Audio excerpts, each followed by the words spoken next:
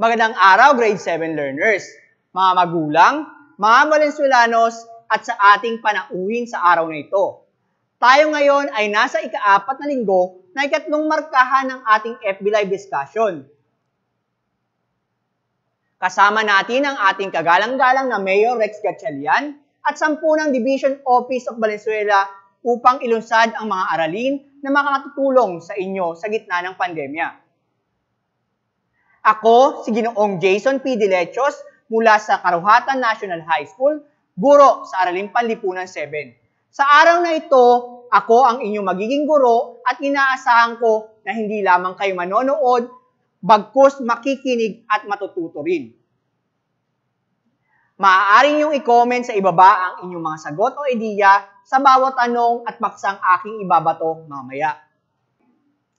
Ang ating talakayin ay nakaangkla sa ating MELS or Most Essential Learning Competency na natatalakay ang karanasan at implikasyon ng mga digmaang pandaigdig sa kasaysayan ng mga bansang Asyano.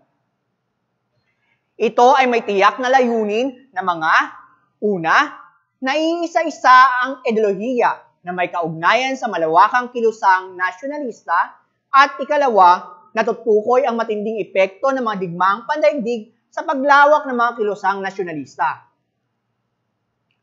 Bago tayo magsimula, siguraduhin merong kayong panulat, papel o kwaderno upang makapagtala ng mga dapat tandaan o mga mahalagang impormasyon na makakatulong sa inyo. Para sa ating balik-aral sa araw na ito, nais kong sagutan ninyo ang 5 katanungang ipa-flash ko ngayon sa inyong screen. Meron kayong 10 segundo para sagutin ito. Mangyaring i-comment lamang ang inyong sagot sa comment box sa ibaba. Para sa ating unang katanungan, ayon sa naunang aralin, sila ang mga bansang nangunguna sa pananakop.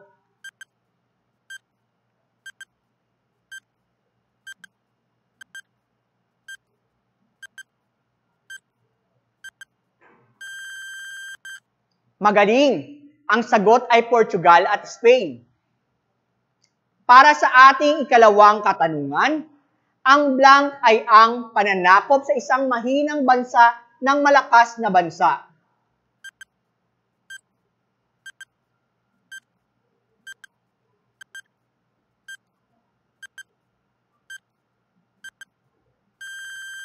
Magaling! Ang tamang sagot ay kolonyalismo. Para sa ikatlong katanungan, Italianong nakahikayat sa kanluranin na puntahan ng Asya.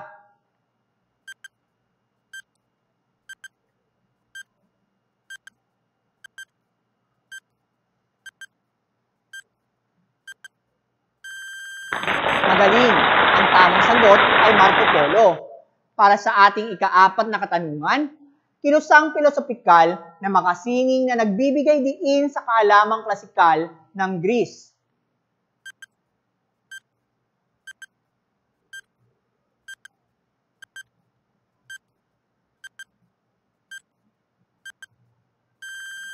Magaling!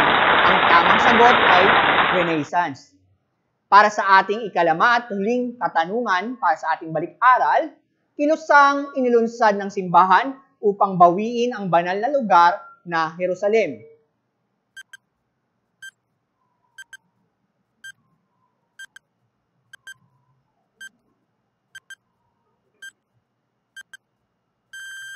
Magaling! Ang tamang sagot ay Posada. Magaling! Palakpakan ninyo ang inyong sarili dahil matagumpay ninyong nasagutan ang mga katanungan na aking ibinigay para maalala natin ang ating pinag-aralan nung nakaraang linggo. Ngayon naman ay nais kong suriin ninyo ang mga inihanda kong larawan at gusto kong sabihin ninyo ang nakapaloob na kaisipan sa mga litratong aking ipapakita.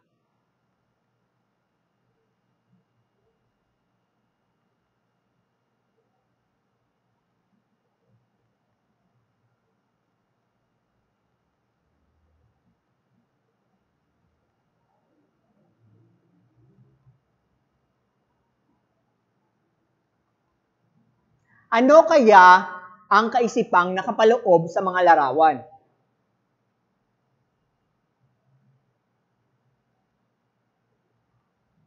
Magaling, ito ay mga larawan na nagpapakita ng karanasan sa digmaan o giyera noong unang panahon.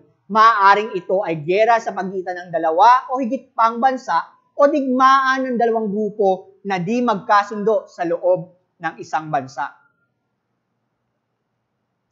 Batay sa mga larawang ito, sa inyong palagay, ano kayang ating paksa sa araw na ito? Mahusay, ang ating paksa sa araw na ito ay epekto ng digmaang pandaigdig sa pag-angat ng mga malawakang kilusang nasyonalista at iba't ibang ideolohiya sa pag-usbong ng nasyonalismo at kilusang nasyonalismo. Halina at simulan natin ang ating aralin. Bago pa man sumiklab ang mga pandaigdigang digmaan, sinasabing ang bansa ng Europa ay nag-uunahan sa teritoryong kanilang masasakop para sa kanilang pansariling interes. Sinasabing ito ang isa sa mga dahilan kung bakit sumiklab ang digmaang pandaigdig. Noon ngang 1882, binuo ng Italia, Alemanya at Australia-Hungary ang Triple Alliance.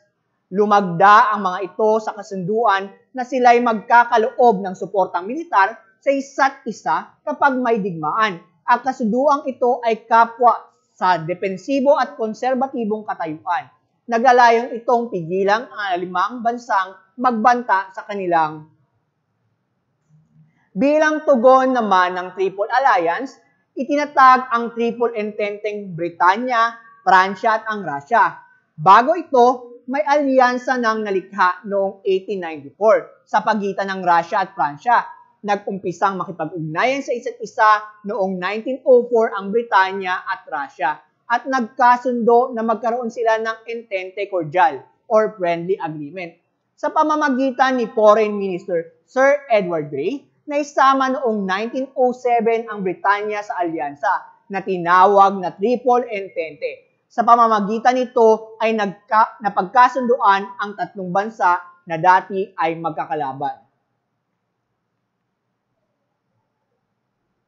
Sinasabi rin na ang unang digmaang pandaigdig ay isang pandaigdigang digmaang naganap mula 1914 at natapos ng 1918 na kisinungkutan ng mga makapangyarihang bansa sa mundo na noon ay napangkat sa dalawang magkakalabang alyansa, ang Allied Powers or Triple Entente na binubuo ng Imperyong Briton, Imperyong Ruso at Pransya at ang Central Powers na Triple Alliance na binubuo naman ng Imperyong Aleman, Australia-Hungary at Italia.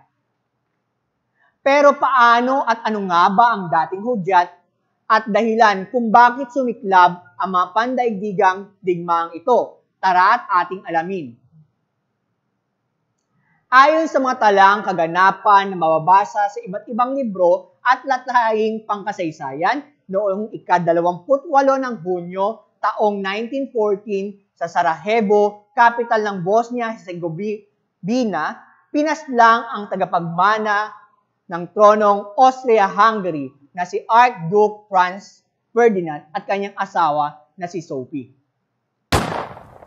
Ang salarin ay si Gavrilo Princip, isang Serbian at kasapi ng Black Hand, isang samahang naglalayong palayain ng Bosnia-Herzegovina mula sa Australia, at ang pangyayaring ito ang nagsilbing mitsa sa unang digmaang pandaigdig.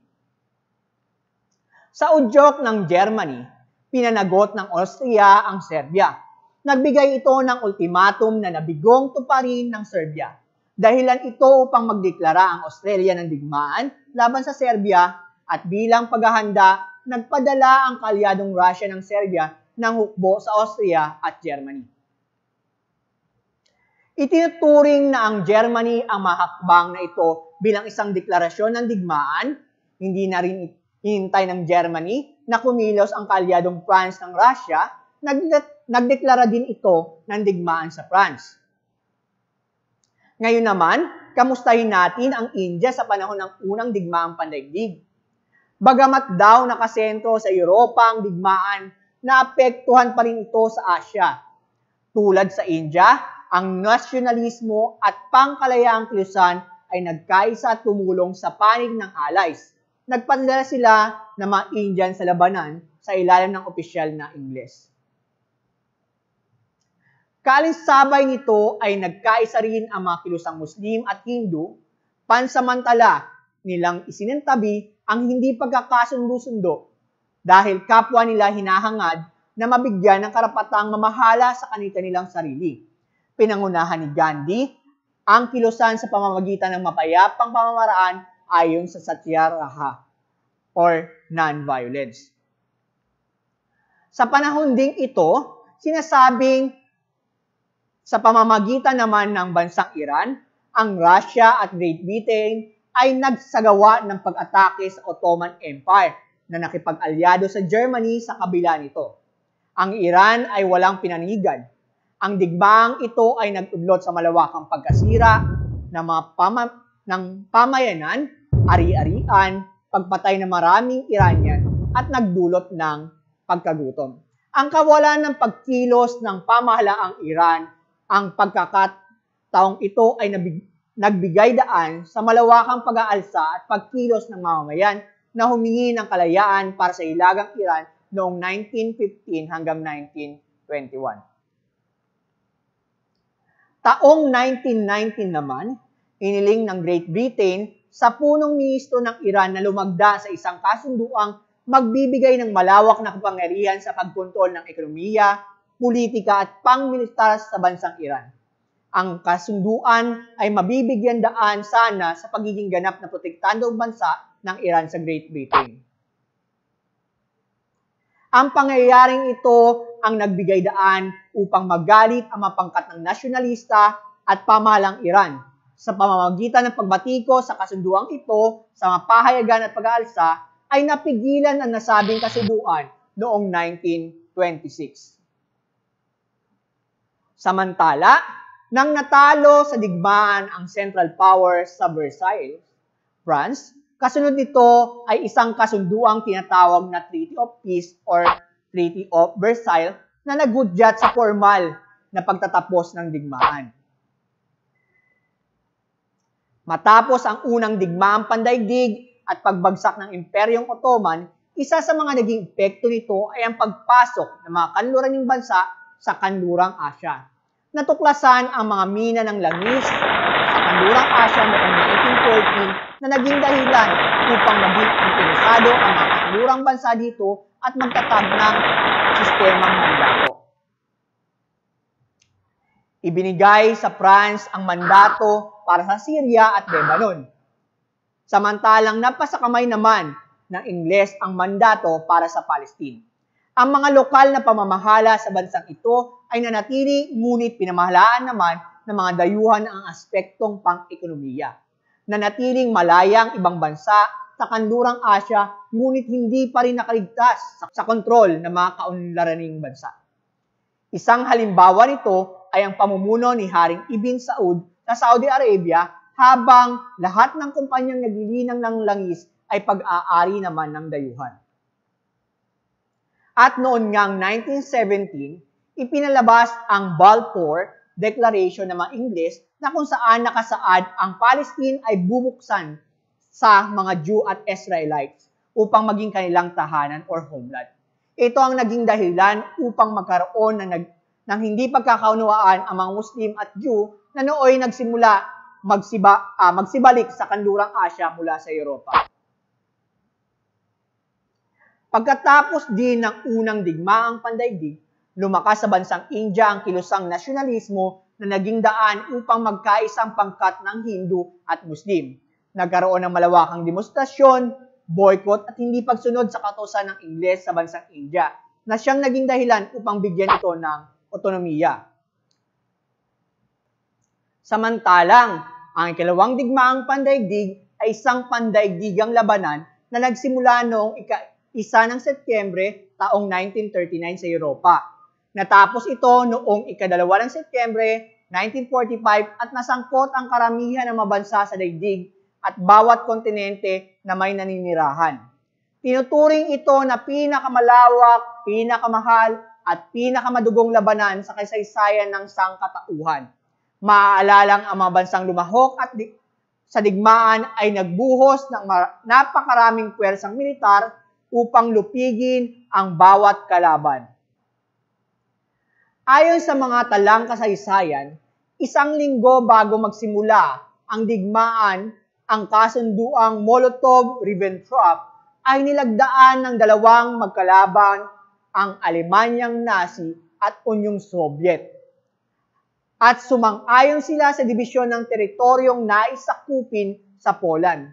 Nagsimulang lumusob ang hukbong Aleman sa kanluran, Hilaga at Timog Poland noong Setyembre 1, 1939, habang ang USSR naman ay nagsimulang lumusob sa bansa noong Setyembre 17 sa silangang bahagi naman ng Poland. Nang sumuko ang Poland, sila'y pinalipat sa Romanya.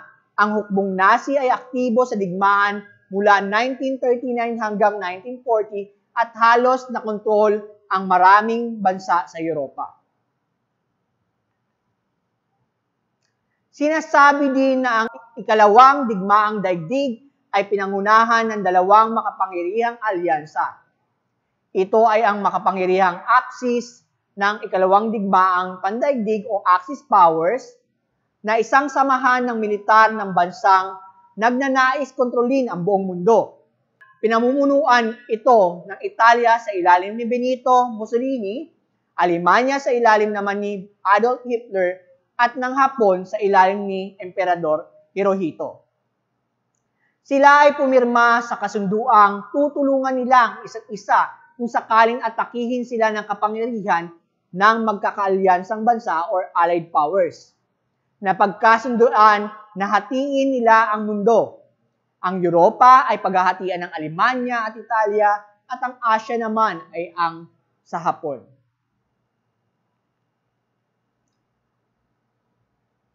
Ang kapangyarihan ng magkakaalyansang bansa o the Allied Powers ay ang bansang lumalaban sa kapangyarihang Axis noong ikalawang digmaang pandaigdig sa pagitan ng 1939 at 1945. Ang mga dating estadong Axis na nag-ambag sa pagkapanalo ng mga alyansa ay hindi tinuturing na mga estado ng mga alyado. Ang mga alyado ay nasangkot sa ikalawang digmaang pandaigdig dahil sila ay sinakop o direktang binantaan ng pagsakop ng Axis o dahil ito ay nabahala na kontrolin ng kapangyarihang Axis ang buong mundo. Samantalang, ang koalisyon kontra Alemanya o mga bansang alyado, Allied Powers, sa simula ng digmaan noong Setyembre 1, 1939 ay binubuo ng Pransya, Polonya at Britanya. At ang mga dominyong bahagi ng Commonwealth ng Britanya, ng Australia, New Zealand, Canada at ng Unyon ng Timog Africa. Pagkatapos ng 1941, ang pinuno ng Commonwealth Britanya, ang Unyon ng mga Republikang Sosyalistang Soviet at ang Estados Unidos na kilala bilang Big Three o malalaking tatlo ang humawak ng pamumuno ng kapangyarihan ng magkakaalyado. Ayon sa mga tala, ang Alemanya na pinamumunuan ni Adolf Hitler, ang kanyang partido ay nanalo ng maraming pwesto sa Alemanya. Ginamit niya ang SS Gestapo at concentration camp kung saan ang mga Hudyo, ibang kalaban niya ay pinadala. Sinimulan niya ang digmaan sa Europa nang sakupin ng puwersa ng Alemanya ang Poland sa pamamagitan ng Blitzkrieg at sinakop niya ang Pransya at ang mga katabing bansa sa Hilaga, ngunit nabigo niyang sakupin ang Britanya nang sila ay matalo sa labanan sa Britanya or Battle of Britain. Noong 1941, nilusob niya ang Union Soviet sa tawag na Operation Barbarossa at lumusob ang puwersa ng Moscow, ngunit napaatras ng malamig na panahon. Nang tumanggi siyang bitawan ang mga sakop niya, natalo sila ng labanan ng Stalingrad at Kursk. Ang mga puwersa ng Britanya at Estados Unidos ay ang nagdulot sa kanya ng pagkatalo sa Hilagang Africa. Noong 1944, ang puwersa ng Allied Power ay dumaong sa Normandia sa Pransya at sila naman ay napaatras uli. Naglunsad sila ng huling atake sa labanan ng Bulge or Battle of Bulge, ngunit napilitan ding sumuko noong Mayo 8, 1955. Sinimula ng Italia ang pagpapalaki ng imperyo nito sa pamamagitan ng pagsalakay sa Ethiopia.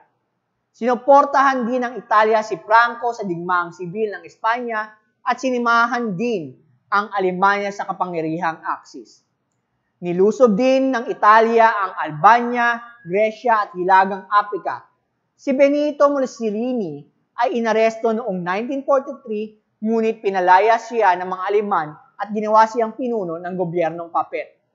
Noong 1945, pinuli muli siya kasama ang asawa niyang si Clara Fettucci at binitin patawarik sa Milan ang kanilang bangkay. Samantala, napasali naman ang bansang Hapon sa digmaan noong pinasabog ng mga Hapones ang Pearl Harbor noong December 7, 1941. Agad nagdeklara ng pakikidigma ang Estados Unidos sa Hapon. Agad sinalakay ng pwersang Hapones ang Malaya at Hong Kong.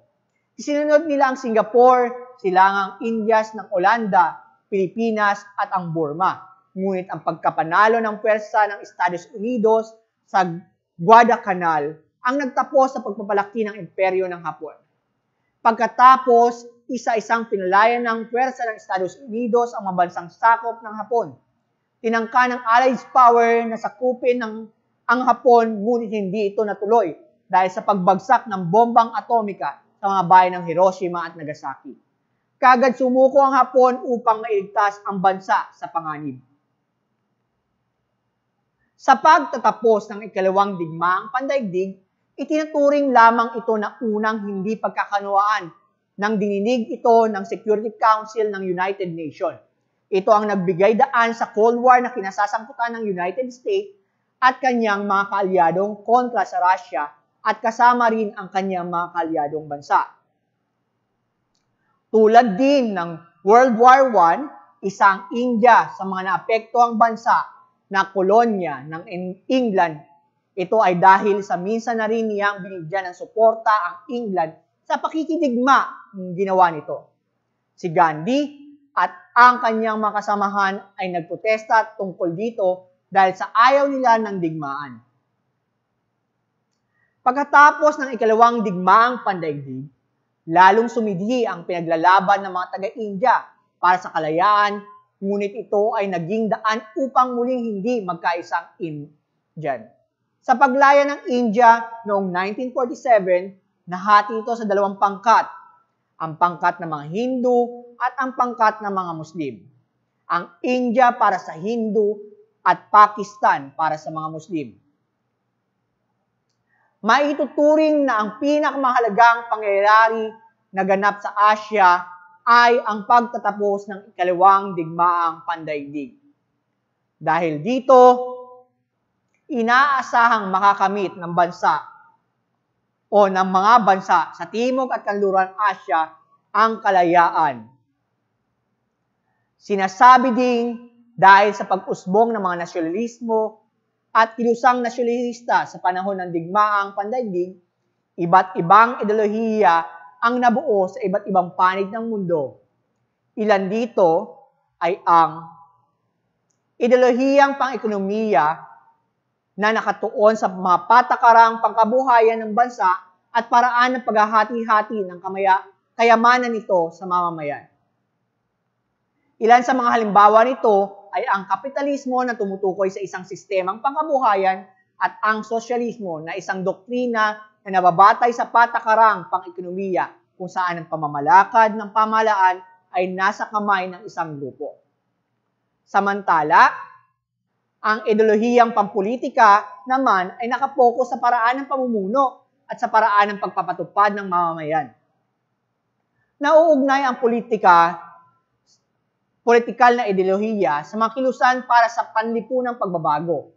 Hinihikayat nito ang mga tao na kumilos ayon sa ninanais nilang pagbabagong kayusan. Ilan sa mga halimbawa nito ay ang monarkiya, na ang kapangyarihan ng pamahalaan ay nasa kamay lamang ng isang tao. Demokrasya, na tumutukoy naman sa pamahalaan na nasa kamay ng mga tao. Totalitarianismo na may isang pamahalaan na karaniwang pinamumunuan ng isang diktador o grupo ng taong makapangyarihan. Authoritarianismo na isang uri rin ng pamahalaan na kung saan ang namumunong tao ay may lubos na kapangyarihan.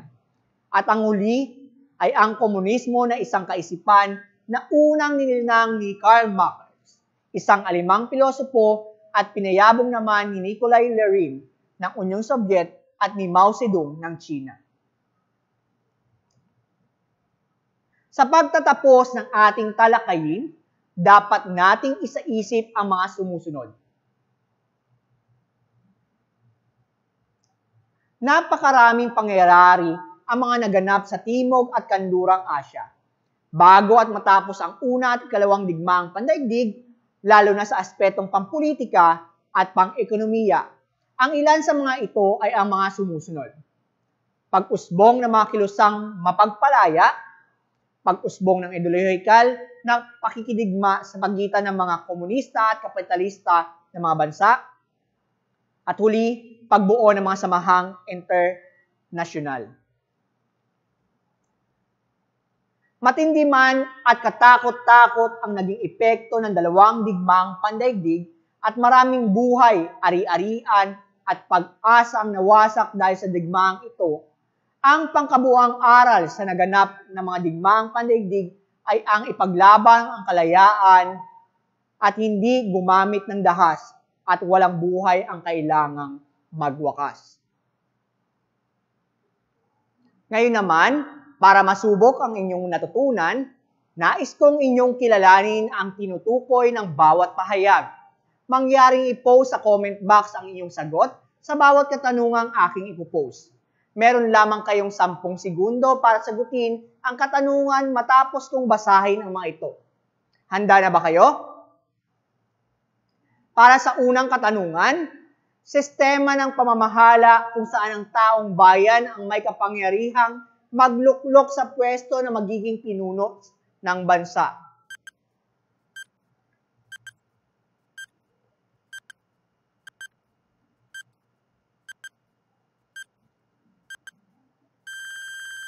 Magaling! Ang tamang sagot ay demokrasya. Para sa pangalawang katanungan, ito ay mga kaisipan at mga pagpapahalaga na nagsisilbing gabay sa pagkilos ng tao.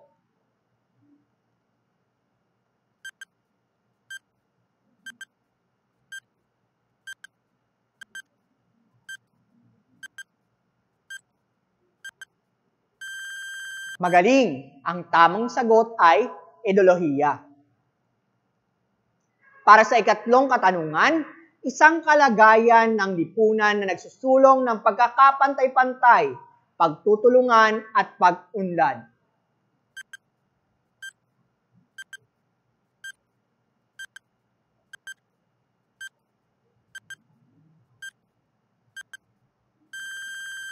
Magaling!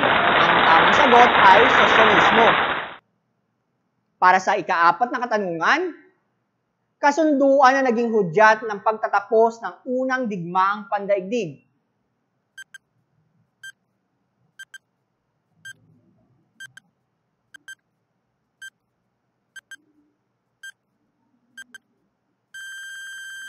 Magaling! Ang tamang sagot ay kasunduang Versailles.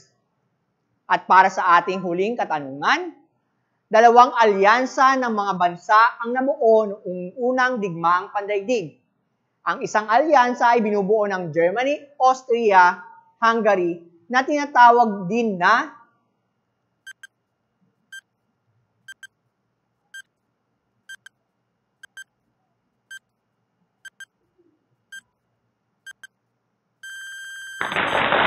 magaling, ang tamang sagot ay Central Powers. Marami ba sa inyo ang nakakuha ng mga wastong kasagutan? Binabati ko kayo. Palakpakan ninyo ang inyong sarili.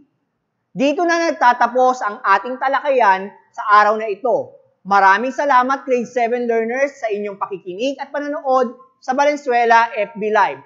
Nawa ay marami kayong natutunan sa araw na ito. Paalam na.